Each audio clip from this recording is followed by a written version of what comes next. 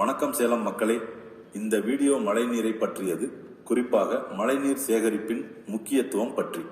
மழைநீரை சேகரிக்க பல்வேறு முறைகள் உள்ளன.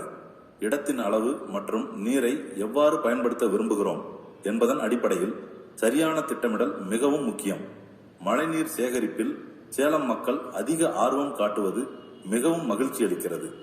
ஒரு சிறிய கணக்கை பார்க்கலாம். ஒரு நால்வர் கொண்ட குடும்பத்திற்கு நாள் ஒன்றுக்கு சுமார் 1000 லிட்டர் நீர் தேவைப்படுகிறது.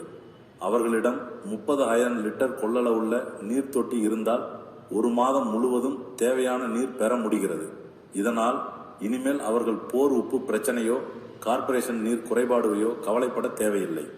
மேலும் இப்போது அவர்களுக்கு RO அல்லது சாஃப்டனர் போன்ற எந்த ஒரு சிஸ்டமும் நிறுவ தேவையில்லை.